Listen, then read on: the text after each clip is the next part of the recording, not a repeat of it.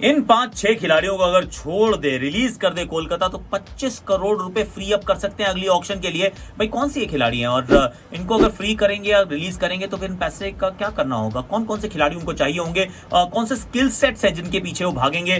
Last year के finalist इस साल बहुत जल्दी टूर्नामेंट से बाहर। What all went wrong for Kolkata और कौन थे वो सरप्राइजेस इन द पैक जिनका प्रदर्शन तो अच्छा था लेकिन कहां पे ऊंची थी दुकान पर फीका था पकवान? लेट्स एनालाइज, रिव्यू करते हैं कोलकाता नाइट राइडर्स के इस सीजन का। क्रिकेट की पूरी कहानी you get only on Castrol active presents Akashvani. Castrol active presents #Akashvani के स्पेशल एपिसोड में आप सभी का स्वागत है और this is going to be deep and analytical kind of piece, क्योंकि अब पूरा मतलब पंचनामा करने की आवश्यकता है। टीम सबकी करेंगे। Let's start with Kolkata. अच्छी टीम, मुझे एक्चुअली मेरी तो प्रेडिक्टेड टीम्स में थी कि क्वालिफाई करेंगे और शुरुआत बहुत अच्छी की थी। शुरू के 5 में से 4 मैच जीत भी गए थे। They were actually on a brilliant high, पर उसके बाद एकदम से धड़ाम हुए, नीचे की तरफ गिरे और फिर कहीं पहुंच ही नहीं पाए और बहुत मतलब लगातार हार पे हार। इनफैक्ट एक महीना लगातार एक भी मैच नहीं जीते। तो फिर क्या क्या कहानियां थी? तो let's see. I split this review in 6 halves, मतलब 6 हमारे टॉकिंग पॉइंट्स रहेंगे। पहला तो है पेन पॉइंट, भाई कहाँ दर्द हो रही थी और किस किस वजह से ये टीम आगे नहीं जा पाई। उसके बाद करेंगे भाई कौन कौन से प्लेयर्स को छोड़ सकते हैं।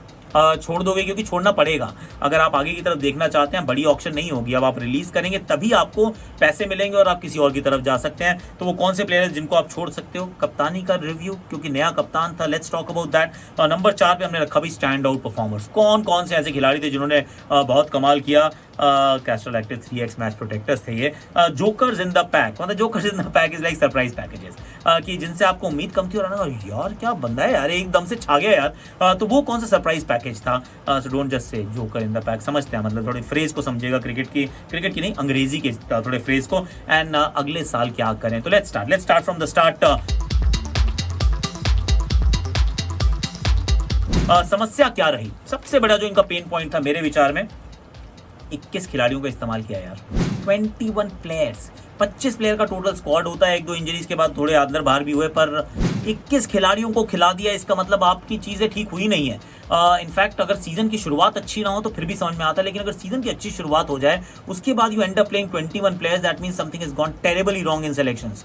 तो ये एक मेरे विचार में बहुत बड़ी एक प्रॉब्लम रही कोलकाता के साथ। और ये इंजरीज के चलते रिप्लेसमेंट्स या कहें चेंजेस नहीं थे, खटाखट करके चेंज हो रहे थे। ऐसा लगा कि everything else is temporary, change is permanent. ये इस टीम की कहानी थी। दूसरा, मुझे लगता है कि सिर्फ एक ऐसा खिलाड़ी था जिसने 400 से ऊपर का सीजन बनाया, मतलब 300 रन वाले खिलाड़ी जरूर थे, पर एक तो होना चाहिए, मतलब एक से ज्यादा होने चाहिए ना। 400, कोई 500, 550, 600 रन वाले सीजन किसी के नहीं थे यार।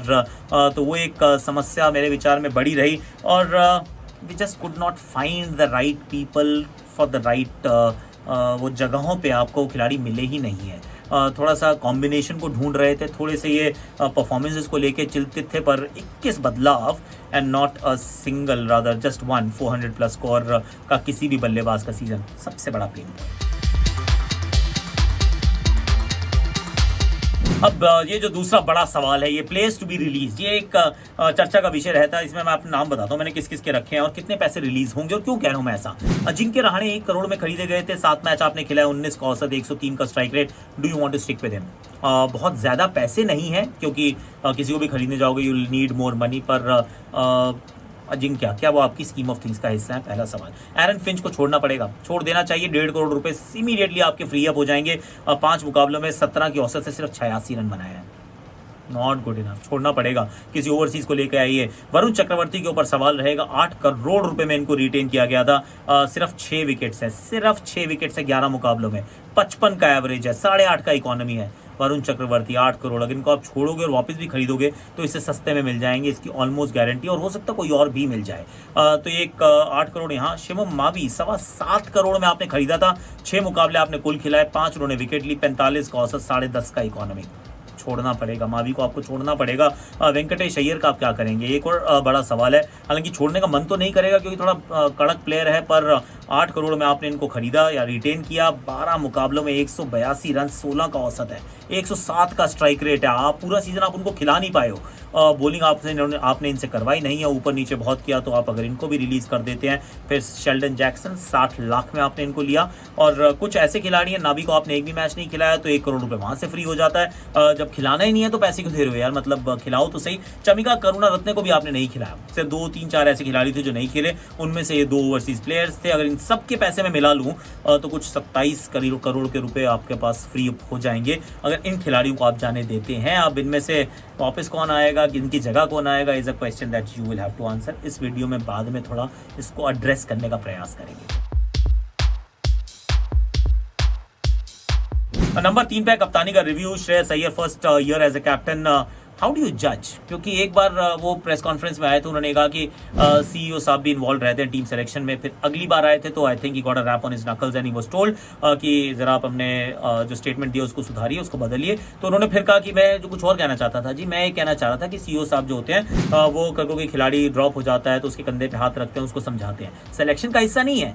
आई एम नॉट श्योर क्योंकि हमने इस टीम के साथ कई बार देखा। ये एक मैच मुझे याद आता है, ये बाहर की तरफ जा रहे थे and he looked at Brendon McCullum का, क्या बैटिंग ऑर्डर है ये यार, राजस्थान के खिलाफ मुकाबला था रिमेंबर। तो वहाँ पे इन्होंने रन बनाए थे पर टीम जीत नहीं पाई थी और he was disappointed.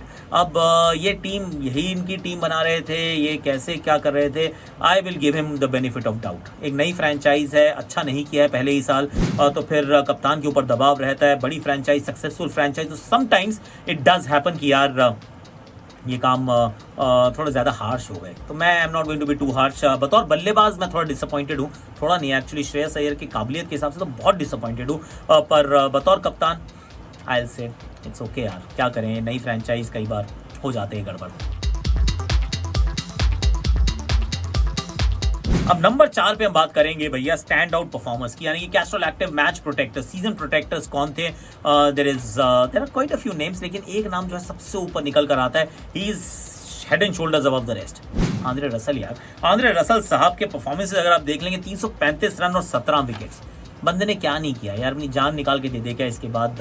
He was absolutely stellar, batting में रन बनाए हैं, बॉलिंग में विकेट चटकाए हैं, मतलब छक्के भी मारे हैं और चौके भी लगाए हैं, विकेट्स आके डेथ में भी चटकाए हैं, नई बॉल से भी ऑलमोस्ट चटकाए हैं, पावर प्ले में चटकाए हैं।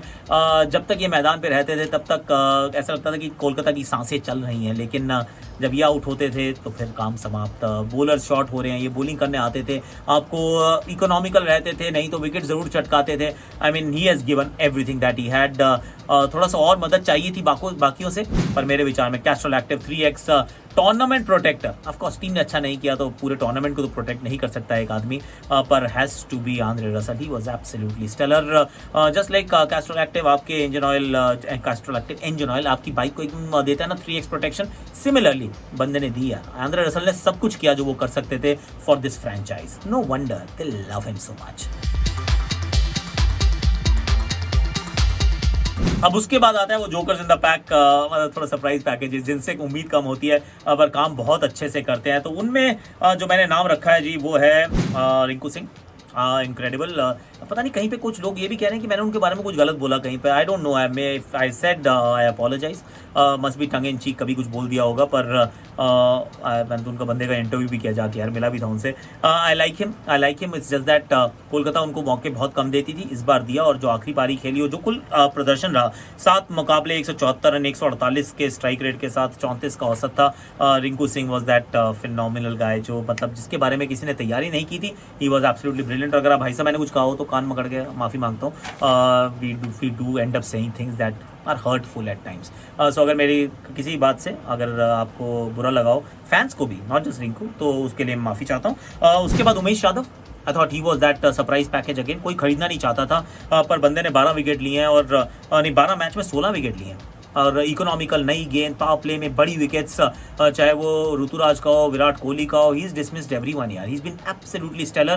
क्विंटन डिकॉक को भी उस दिन आउट कर दिया था, अगर अभिजीत तोमर ने कैच पकड़ लिया होता तो। So that is he is number 2 on that list. Tim Southee, इनसे भी आप उम्मीद कम करते हैं T20 क्रिकेट में, पर 9 मैचेस में 14 विकेट्स यार। वो क्विंटन डिकॉक ने एक मैच में, मतलब आखिरी मैच में चौके छक्के मार दिए, लगा कि बड़ी साधारण गेंदबाजी की है, पर 9 मैच में 14 wickets and he is been economical. ऐसा नहीं, बहुत सारे रन दिए हैं। तो मेरे 3 बड़े परफॉर्मर्स जो थे, जिनके बारे में शायद लोगों ने नहीं सोचा था, these were the guys, these 3 or 4 people, Rinku Singh, Umesh Yadav and Tim Southee. These were my jokers in the pack. Jokers in the pack माने सरप्राइज पैकेजेस यार, ये नहीं तो नाम बदलना पड़ेगा अगर आप लोगों ने इसका मतलब सही से नहीं समझा, बिकॉज इट मीन्स कि बंदा जो आता है और एकदम से हर जगह फिट हो जाता है और काम कर जाता है। It's compliment, not a derogatory term. Please please.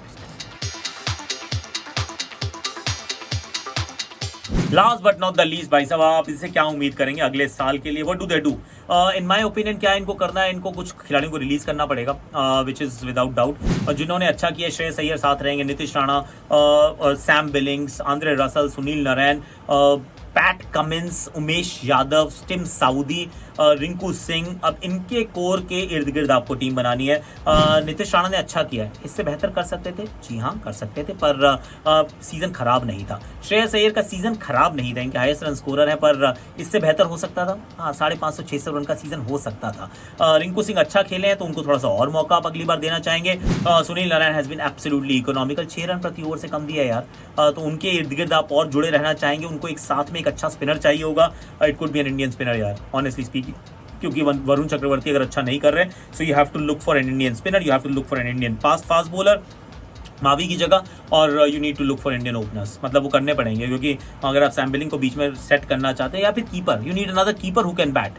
So these are the things that you definitely desperately need. मैंने एक्चुअली लिस्ट बनाई थी, नीड एटलीस्ट 1 or 2-3 ओपनर्स, जिसमें से एक ओवरसीज हो सकता है। इंडियन पेसर्स चाहिए, पेसर से काम नहीं चलेगा, तो मावी को अगर आप छोड़ेंगे तो 7.25 करोड़ रुपए फ्री हो जाएंगे, तो फिर खरीद लीजिएगा। इंडियन स्पिनर जरूर चाहिए, क्योंकि वरुण चक्रवर्ती के बाद से अनुकूल रॉय बचते हैं। बाकी आप अगर थोड़ी अच्छी स्काउटिंग करेंगे, you might actually find some Indian spinners as well. तो आज के लिए मेरे पास इतना ही है। उम्मीद यही है कोलकाता अगले साल अच्छा खेलेगा, होगा तैयार, और मैंने प्रेडिक्शन अगर करूंगा अगले साल, तो भाई ठीक कर देना यार, अच्छा नहीं लगता जब खराब हो जाती है। You are watching Castrol Active presents #Akashvani. We were reviewing Kolkata Knight Riders season.